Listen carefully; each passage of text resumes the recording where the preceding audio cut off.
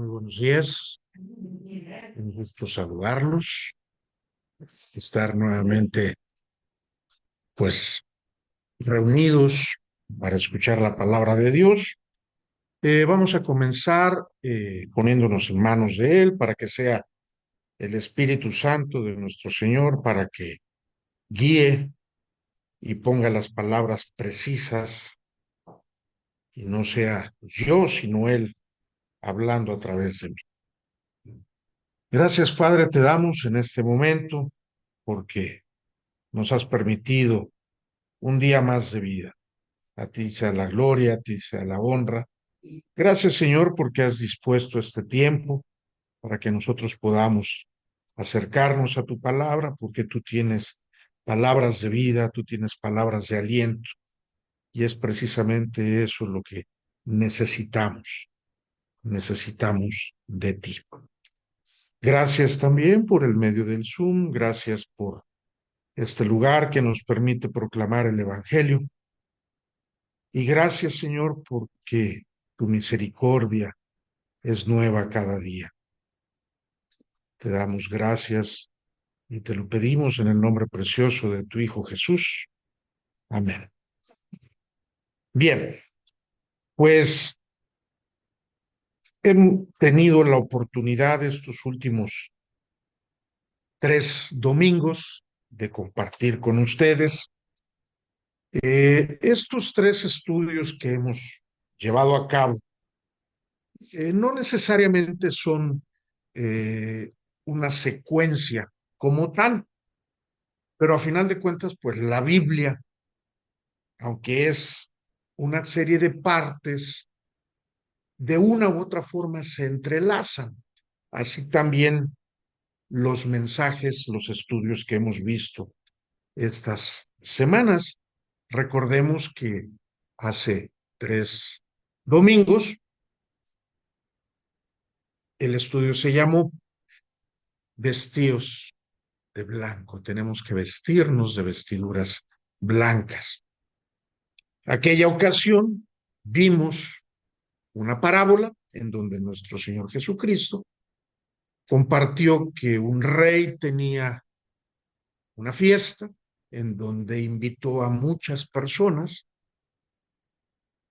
Tristemente muchos no fueron, le dieron más importancia a sus actividades diarias, muy válido, pero no es lo importante es buscar a Dios, no las banalidades de la vida diaria. Al ver este rey, este señor, que no había gente en la fiesta, le dijo a sus siervos: busquen entre la gente del pueblo y díganles que vengan. Así lo hicieron, y ya cuando estaba la fiesta, ya estaba todo, llega el señor y empieza a ver que entre los invitados uno no iba vestido de ropas blancas, no iba vestido de manera apropiada. ¿Qué es lo que dijo? ¿Saben qué? Échenlo, átenlo de pies y manos y échenlo afuera. Analizamos y vimos que eso es propiamente lo que sucede en este mundo. Dios, nuestro Señor Jesucristo, va a regresar por segunda vez, y nosotros llamamos esa segunda venida como las bodas del Cordero, la fiesta en donde Él va a venir por su iglesia, por su pueblo, y nos va a dar precisamente esa oportunidad de compartir con Él las bodas del Cordero, la unión de Cristo Jesús con su iglesia. A eso se le denomina las bodas del Cordero. Hay mucha gente que está negando, a pesar de que tiene la invitación para esas bodas del Cordero, no van a asistir. ¿Por qué? Porque están poniendo sus ojos en situaciones ajenas a Dios. Trabajo, sí, muy importante tener los ojos puestos en el trabajo, mi familia, muchas cosas que podríamos decir que son nuestros ídolos, que son nuestros dioses con D minúscula. porque recordemos que Dios es Dios de mayúscula. Al menos así es el formato que la Biblia nos presenta. Siempre cuando se refiere a Dios, es Dios con D mayúscula, y cuando se refiere a otros dioses, se refiere dioses con D minúscula. Entonces, ahí están los que no fueron a la fiesta, los que no van a querer ir a la fiesta. Pero obviamente, en un principio la invitación era para el pueblo de Israel, ¿sí? El pueblo escogido. Ellos, cuando vino Jesús, lo rechazaron. Es más, muchos todavía en la actualidad lo siguen rechazando. Obviamente, la invitación se hizo de manera extensiva y es allí donde tú y yo entramos. Somos los que los siervos fueron a hablarles después. Vénganse, viene la fiesta, va a estar la fiesta, vénganse. Pero tenemos un requisito, estar vestidos de ropas blancas. ¿Qué significan esas ropas blancas? Santidad, pureza. Ah, caray, eso significa que no debo de pecar. Eso significa que si peco, no voy a ir a esas bodas. No. La semana pasada platicamos 4 pasos del arrepentimiento, ¿sí? Porque es propiamente ese arrepentimiento lo que nos permite vestirnos de ropas blancas, lo que nos permite limpiar nuestras ropas blancas, porque la Biblia dice que no hay justo ni aún uno. Todos somos pecadores. Y Dios, sabiendo que nosotros no podemos en nuestras fuerzas ser propios para Dios, mandó a su Hijo unigénito para que todo aquel que en Él cree no se pierda, mas tenga vida eterna. Y platicábamos de esos 4 pasos del arrepentimiento, que a final de cuentas ese arrepentimiento nos lleva a un renacer, a un nacer de nuevo, tal y como nuestro Señor Jesucristo lo compartió con Nicodemo. Todo eso está en Juan 3, en los versículos del 1 al 15, donde le dice, es necesario que nazcas de nuevo. Y dice, oye, ¿cómo yo siendo viejo voy a entrar nuevamente en el vientre de mi madre? El Señor le dijo, es que tú estás hablando desde el punto de vista carnal. Tú eres maestro de fariseos, religiosos, sí, pero lo estás viendo desde el punto de vista carnal. No, tenemos que verlo del punto de vista espiritual. Y en la parte espiritual, el arrepentimiento es la situación en que nos permite nacer de nuevo. Si yo era mentiroso, dejo de ser mentiroso. Si yo soy alcohólico, dejo de ser alcohólico, como lo dice el apóstol Pablo en la primera carta a los Corintios. He aquí las cosas viejas pasadas, todas son hechas nuevas. Es allí donde está el renacer. Y recordemos que esos 4 pasos del arrepentimiento comienzan por, primero, reconocerme pecador. Si yo no me reconozco pecador, si yo no identifico que soy pecador, jamás voy a poder arrepentirme. Es como el alcohólico. No, yo nada más tomo por los cuates. No, mientras no identifique su alcoholismo, mientras no se reconozca alcohólico, jamás va a poder llegar a estar en sobriedad. Así nosotros también.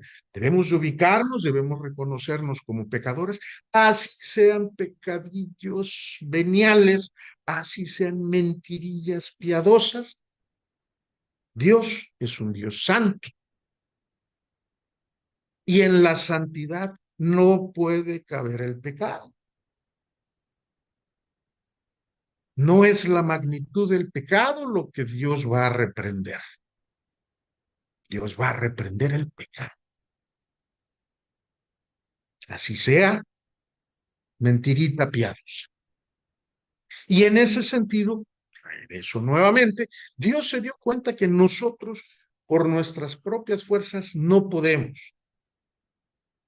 No podemos. Necesitamos de alguien, ¿sí?, que nos enseñe a ser como Él. Y cuando me refiero como Él, es Cristo Jesús. Nuestro mayor anhelo, nuestra intención, nuestro deseo debe de ser como Cristo Jesús. Bien, entonces, nos reconocemos como pecadores.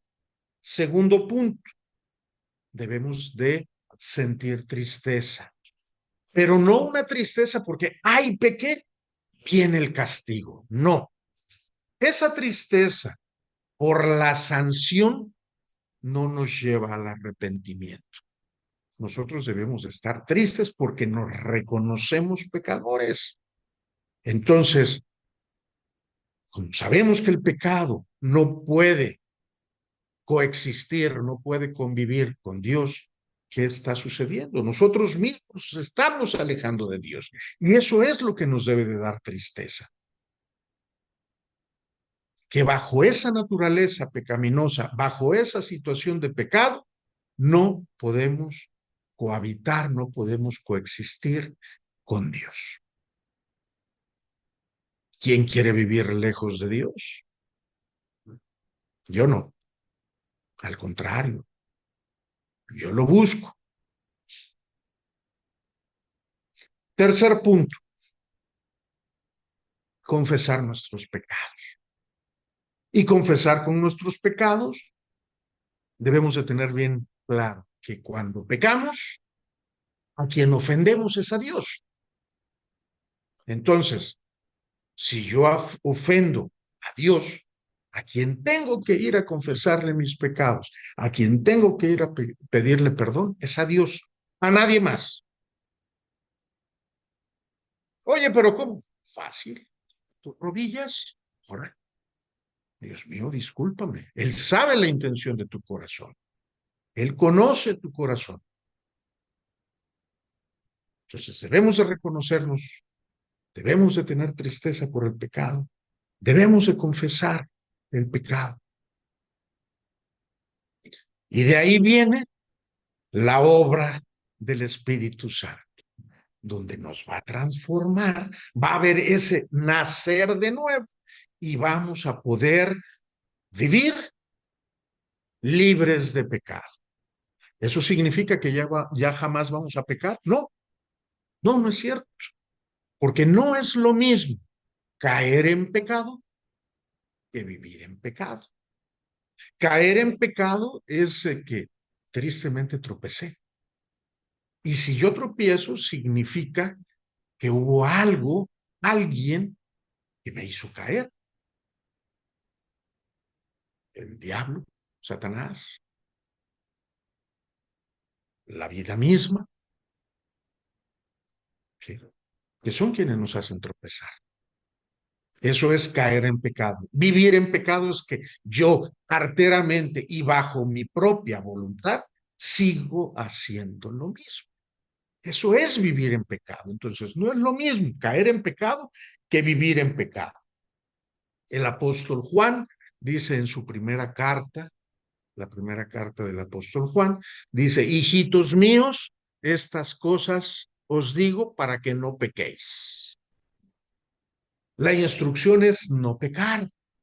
Oye, pero soy humano, mi carne, el mundo influye, me pone Satanás el pie para que yo tropiece y caiga en pecado. ¿Ok? Vuelvo a parafrasear al apóstol Juan. Hijitos míos, estas cosas os digo para que no pequéis. Pero si pecamos, abogado tenemos para Dios, para Jesucristo el justo. ¿Quién mejor que el Señor Jesucristo para ayudarnos a perdonar nuestros pecados? ¿Qué sucede? Es como cuando una persona va manejando en estado alcohólico sufre un accidente, atropella a alguien y lo mata. Obviamente llega la autoridad, lo toma, lo lleva a juicio y lo declaran culpable.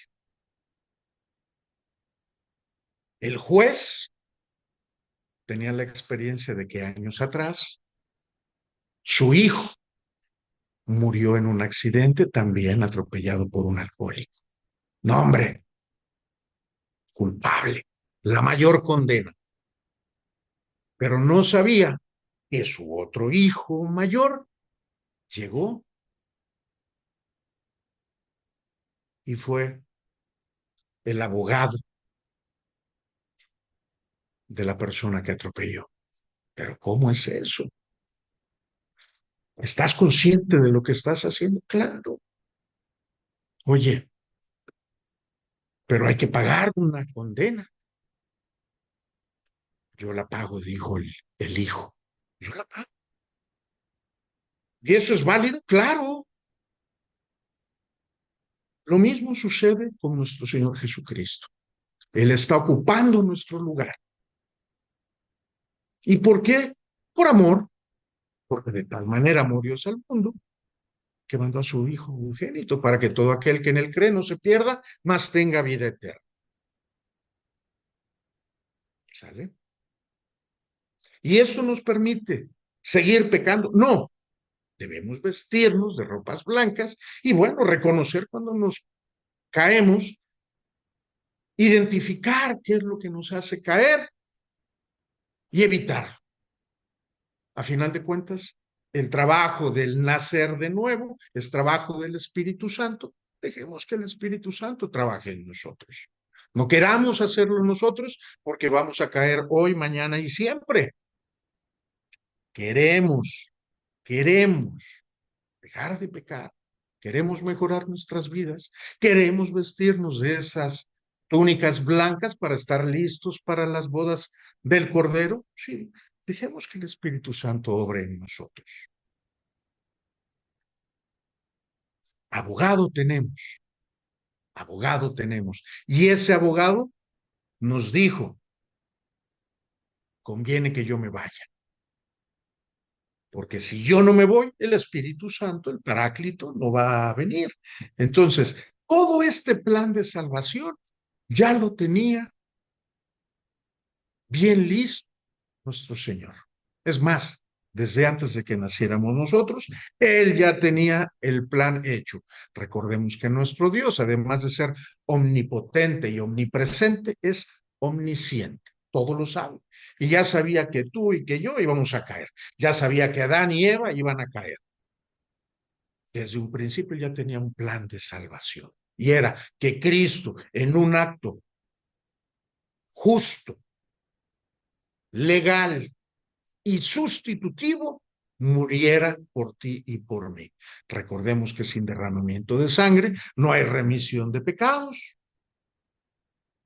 Y es por eso que a lo largo de la historia, en la Biblia leemos de que, bueno, en un principio se sacrificaban corderos, ¿sí? Era la manera que Dios les estaba enseñando a su pueblo que se necesitaba el derramamiento de sangre para la remisión de pecados.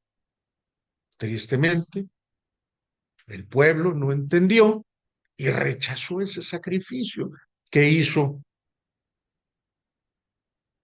nuestro Señor Jesucristo, porque Él mismo dio su vida. Nadie se la quitó. Él mismo se la dio y al tercer día resucitó y está ahorita a la diestra de nuestro Señor. Bien, esto es una pequeña introducción de lo que vamos a ver hoy, porque hoy vamos a leer la parábola del hijo pródigo. Creo que la hemos escuchado en muchas ocasiones. A mi parecer, más que ser la parábola del hijo pródigo, podríamos llamarla la parábola del padre amoroso, del padre misericordioso. Y pues bueno, vamos a ver cómo todo esto que yo se los dije está plasmado en esta parábola y además, bueno, yo me quedé hasta la parte del arrepentimiento. ¿Por qué? Porque, bueno, puede uno vestirse de vestiduras blancas, después el arrepentimiento, ok, y después el arrepentimiento, ¿qué sigue? ¿Qué viene? Bueno, esta parábola no lo va a decir. Por lo tanto, les voy a pedir que me hagan favor de ir al Evangelio del apóstol, perdón, del evangelista Lucas. Vamos a ir al capítulo 15 y vamos a leer de los versículos del 11 al 32. Lucas 11, perdón, Lucas 15 del 11 al 32. Si me hacen favor de adelante, por favor. También dijo, un hombre tenía dos hijos, y el menor de ellos dijo a su padre, Padre, dame la parte de los bienes que me corresponden, y les repartió los bienes.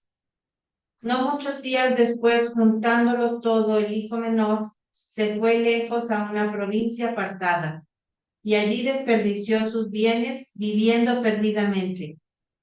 Y cuando todo lo hubo malgastado, vino una gran hambre en aquella provincia, y comenzó a faltarle. Y fue y se arrimó a uno de los ciudadanos de aquella tierra, el cual le envió a su hacienda para que apacentase cerdos, perdón, y deseaba llenar su vientre de las algarrobas que comían los cerdos, pero nadie le daba. Y volviendo en sí, dijo, ¿cuántos jornaleros en casa de mi padre tienen abundancia de pan, y yo aquí perezco de hambre? Me levantaré e iré a mi padre y le diré, Padre, he pecado contra el cielo y contra ti. Ya no soy digno de ser llamado tu hijo. Hazme como a uno de tus jornaleros. Y levantándose vino a su padre, y cuando aún estaba lejos, lo vio su padre, y fue movido a misericordia, y corrió y se echó sobre su cuello, y le besó. Y el hijo le dijo, Padre, he pecado contra el cielo y contra ti, y ya no soy digno de ser llamado tu hijo. Pero el padre dijo a sus siervos, sacad el mejor vestido y vestidle, y poned un anillo en su mano y calzado en sus pies, y traed el becerro gordo y matadlo, y comamos y hagamos fiesta. Porque mi hijo muerto era y ha revivido, se había perdido y es hallado. Y comenzaron a regocijarse. Y su hijo mayor estaba en el campo, y cuando vino y llegó cerca de la casa, oyó la música y las danzas, y llamando a uno de los criados le preguntó qué era aquello. Él le dijo, tu hermano ha venido y tu padre ha hecho matar el becerro gordo por haberle recibido bueno y sano. Entonces se enojó y no quería entrar. Salió por tanto su padre y le rogaba que entrase.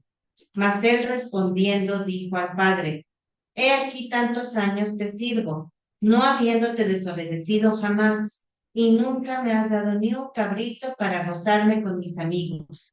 Pero cuando vino tu hijo, que ha consumido tus bienes con rameras, has hecho matar para él el becerro gordo. Él entonces le dijo, Hijo, tú siempre estás conmigo y todas mis cosas son tuyas. Mas era necesario hacer fiesta y regocijarnos, porque tu hermano era muerto y ha revivido. Se había perdido y es hallado. Gracias. En esta parábola yo veo tres partes. Recordemos que antes, cuando íbamos al cine, siempre había un intermedio, una parte, bueno, yo aquí veo tres partes. ¿Sale?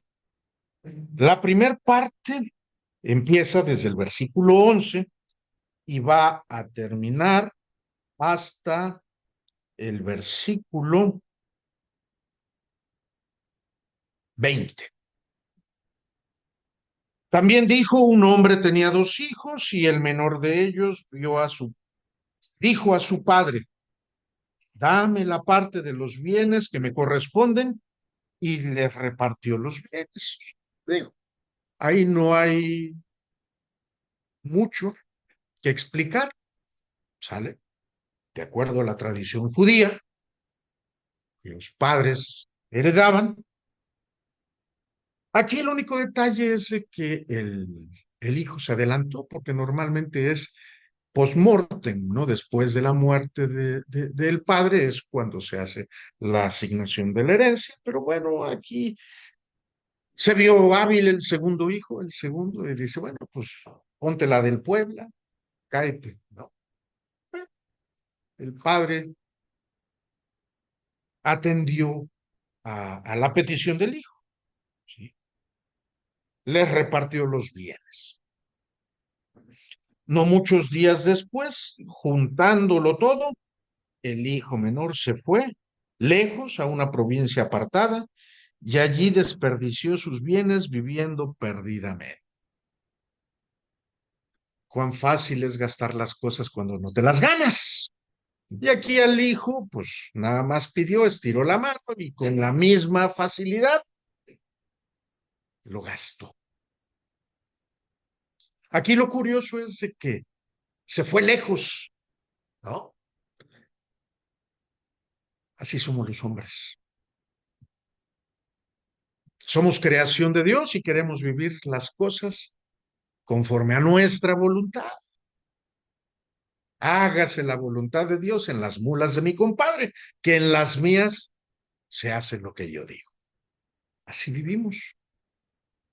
Y sabemos que aquí este hijo no está viviendo conforme a la voluntad de Dios, porque se nos hace la aclaración, viviendo perdidamente. Ahora, también veo aquí algo que también es muy humano. El extranjero, cuando tiene dinero, wow, siempre es bien recibido. Sí.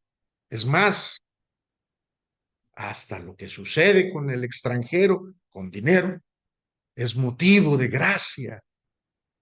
Pero ¿qué pasa cuando el extranjero ya no tiene dinero? Se vuelve una carga. Siguiente versículo, y cuando todo lo hubo malgastado, ya no hay dinero, vino una gran hambre en aquella provincia y comenzó a faltar. Para colmo, tiempos de vacas flacas. Y él sin dinero. No, hombre, doble carga, ¿no? ¿Qué es lo que hace él? Bueno, se fue y se arrimó a uno de los ciudadanos de aquella tierra. ¿Qué sucede? Indudablemente, cuando hay época de bonanza, todo mundo es tu amigo.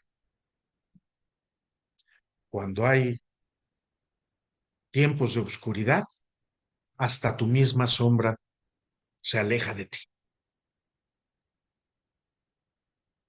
Cuando hay, todo mundo está contigo. Cuando no hay, vuelvo y repito, en época de oscuridad, hasta tu sombra se aleja de ti. Y obviamente empezó a faltarle. Él llega, se acerca a una persona y esta persona lo ayuda. Este era un amigo de verdad. Y hago entre comillas amigo porque, ok, lo ayuda y le dice, oye, pues ahí tengo cerdos, cuida a los cerdos. Aquí hay que recordar que para los judíos los cerdos son animales inmundos. Ellos no comen cerdo, pobres de ellos que se lo pierdan, porque es tan rica la carne de cerdo, pero bueno. ¿Qué sucede? Empieza a ver que hasta los cerdos comen mejor que él, que hasta los cerdos están mejor cuidados que él mismo.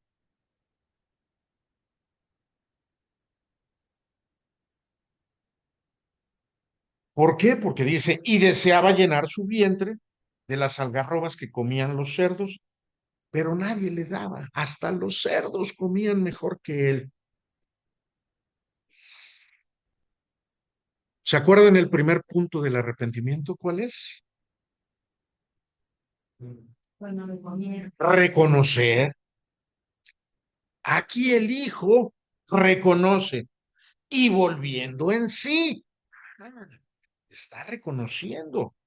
Dijo, ¿cuántos jornaleros en casa de mi padre tienen abundancia de pan y yo aquí perezco de hambre? Está reconociendo su pecado. Oye, yo abandoné mi casa, vine y malgasté, los cerdos están comiendo mejor que yo y allá con mi padre los jornaleros tienen abundancia de pan. Dice el hijo, me levantaré, iré a mi padre y le diré, Padre, he pecado contra el cielo y contra ti. Ya no soy digno de ser llamado tu hijo. Hazme como a uno de tus jornaleros. Y levantándose, vino a su padre. Y cuando estaba lejos, lo vio su padre y fue movido a misericordia y corrió y se echó sobre su cuello y le besó. Primero, se reconoce pecador. Segundo, ¿se acuerdan del segundo punto? La tristeza. Cuánta tristeza, oye, aquellos están hasta mejor que yo y todo. Pero aquí, ¿qué está sucediendo? Es una tristeza por la situación, no por el pecado. Nosotros debemos estar tristes porque hemos pecado, porque el pecado nos aleja de Dios. Pero bueno, el hijo reconoció de una u otra forma, tuvo tristeza. ¿Se acuerdan cuál es el tercer paso? Cesar. Y le besó. Y el hijo le dijo, confiesa su pecado, padre, he pecado contra el cielo y contra ti. ¿A quién le está confesando el pecado? A su padre. ¿Y por qué a su padre? Pues porque a él, contra él pecó. Entonces, está confesando. Ya no soy digno de ser llamado tu hijo.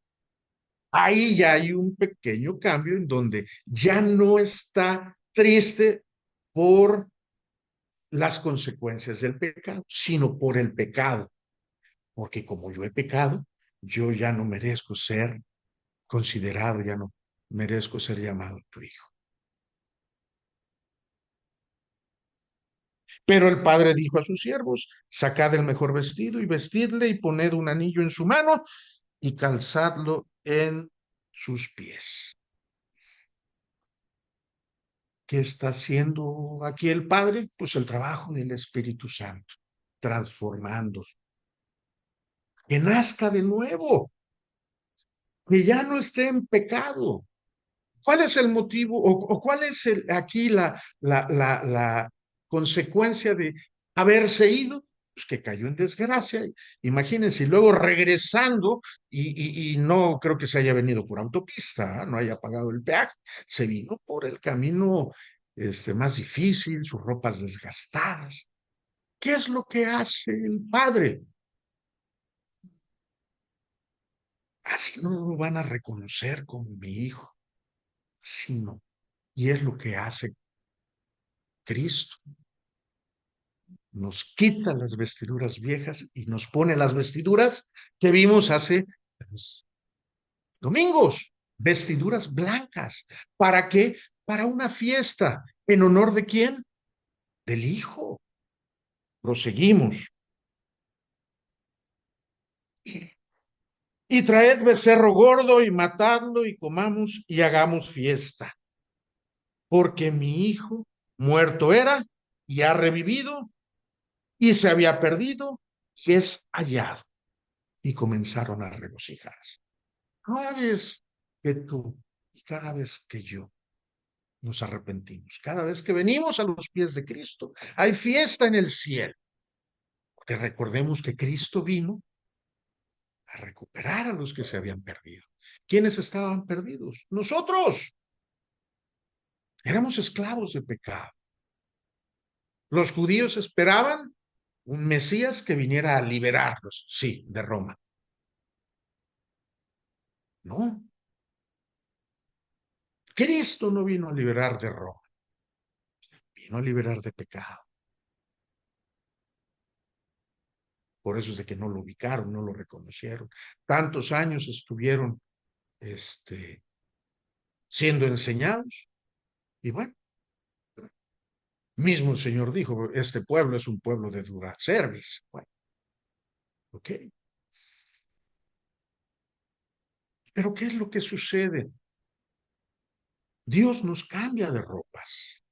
Dios nos viste. Dios nos dignifica como sus hijos. Y hasta los pies nos calza.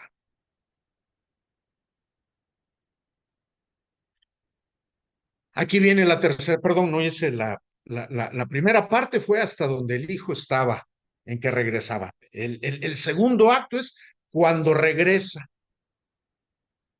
Y el tercer acto es en el momento de la fiesta. Y su hijo mayor estaba en el campo y cuando vino y llegó cerca de la casa, oye, la música y las danzas. Y llamando a uno de sus criados le preguntó qué era aquello. Él le dijo, tu hermano ha venido y tu padre ha hecho matar el becerro gordo por haberle recibido bueno y sano. Entonces se enojó. Esto es muy típico, ¿sí? Todos queremos todo para nosotros y no sabemos compartir. Aquí era motivo para que el mismo hermano mayor se pusiera contento. Ah, caray, ya este cuate ya va a venir, pues también me va a ayudar con las actividades del campo, ¿no? Podría ser, pero no, se enojó. Y tan se enojó que llegó y enfrentó a su padre. Le dijo, entonces se enojó y no quería entrar. ¿A dónde? A su misma casa, donde vivía con el padre. Tuvo que salir el padre, como siempre, el padre amoroso es el que hace a un lado el orgullo y va. Salió por tanto su padre y le rogaba que entrase. Mas él respondiendo dijo al padre, he aquí tantos años te sirvo, no habiéndote desobedecido jamás, y nunca me has dado ni un cabrito para gozarme con mis amigos. ¿Qué le dice el padre?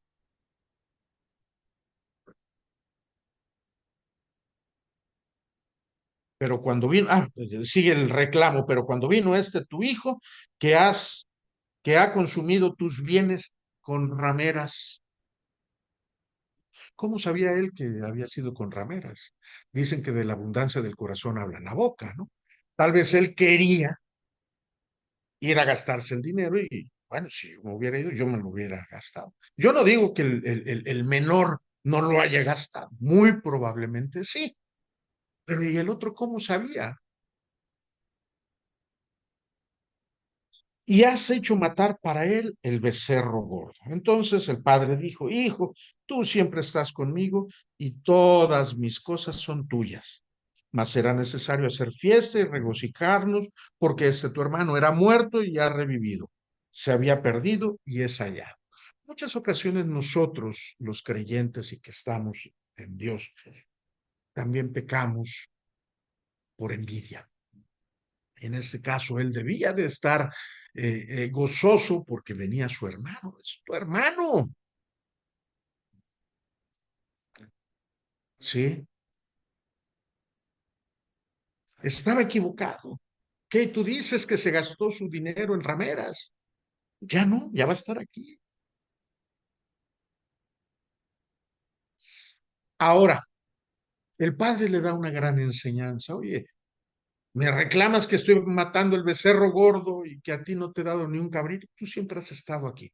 Y Cristo hace lo mismo con nosotros, con los que estamos con Él. Muchas ocasiones nosotros mismos estamos limitando las bendiciones de Dios.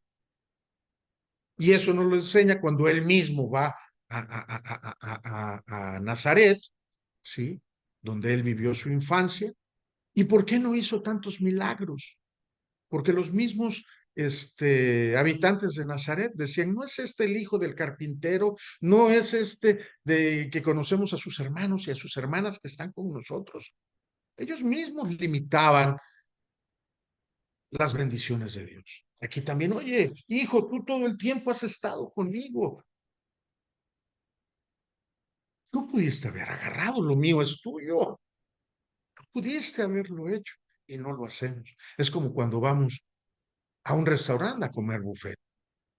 5 o 6 sopas, 4, 5, 6 ensaladas, 3, 4 platillos fuertes y nada más agarramos el café y el pan. Dios nos da y nos da a manos llenas. En muchas ocasiones nosotros no actuamos como hijos de Dios.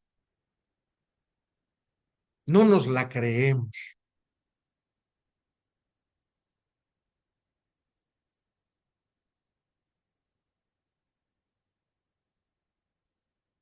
Nos da envidia que a los demás les vaya bien, que a los demás les vaya mejor.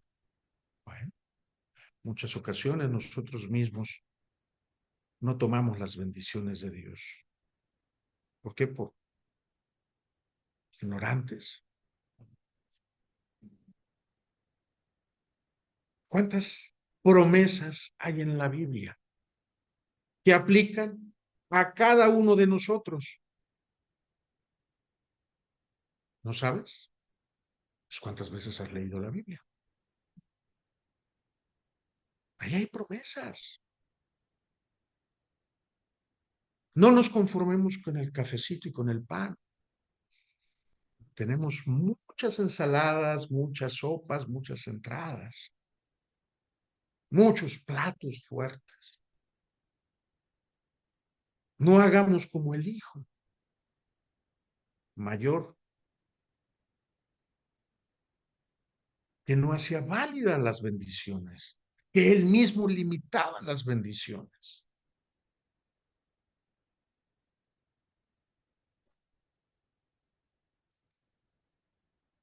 Y mucho, mucho de esto sí, es por culpa del mundo mismo. Ahí van los aleluyos. Ya cambiaste de religión. Luego por eso mismo nosotros tenemos el temor de compartir el verdadero evangelio. ¿Cuántas personas de congregaciones salen con orgullo y están compartiendo falsas doctrinas? Y nosotros cómodos en casa, aquí. Y muchos de ellos van a regresar y los vamos a ver en las bodas del Cordero. En la segunda venida de nuestro Señor Jesucristo, vamos a estar sorprendidísimos. Que muchos de los que creíamos que iban a estar, no van a estar.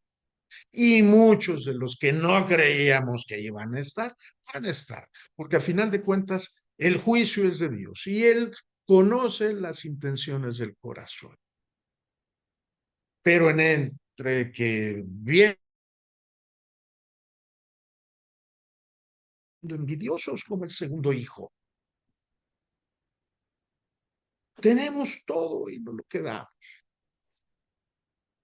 No lo compartimos. Se los he compartido muchas veces. El que se come todo el pastel se empacha. Queremos que venga el Señor Jesucristo y que nos diga, pásale, pásale. Y nosotros en el berrinche, nada, es que quiera estar esa. No, cada uno tiene su labor. El Espíritu Santo es convencernos de pecado, señalarnos en que estamos mal y hacer la transformación. Pero hay veces que nosotros queremos que la transformación se dé bajo nuestra voluntad. Esto sí, pero esto no.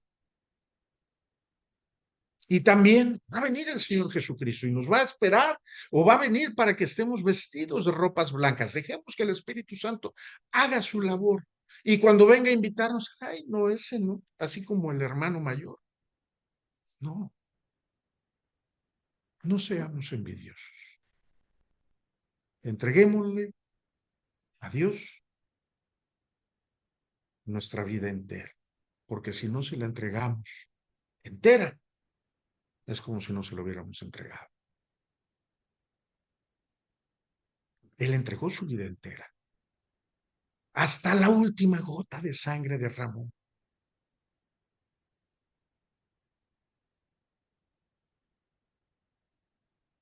Se supone que nosotros debemos de ser como Él.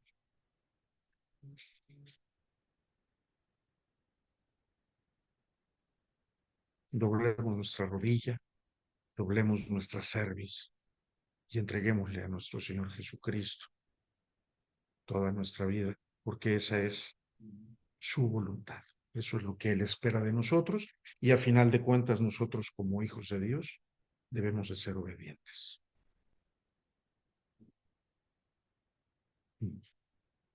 Gracias, Padre, te damos por este mensaje. Gracias, Señor, porque has empleado mi lengua para poder dar este evangelio, que para muchos es locura, pero para nosotros que creemos en ti, sabemos que es sabiduría. Toca la puerta de nuestro corazón, nosotros lo abrimos. Entra y cena con nosotros, y que tu Espíritu Santo, Señor, nos transforme y nos haga ser como tú. Que podamos ser obedientes a tu palabra y no nos quedemos con nada, porque tú nos creaste y todo lo que tenemos nos los has dado. De nosotros nada, nada, nada es bueno. Nos rendimos a ti. Te reconocemos como nuestro Señor, como nuestro Salvador, y te pedimos que nos acompañes todos los días de nuestra vida. Todo esto, Señor, te lo pedimos, dándote gracias en el nombre precioso de tu Hijo Jesús. Amén.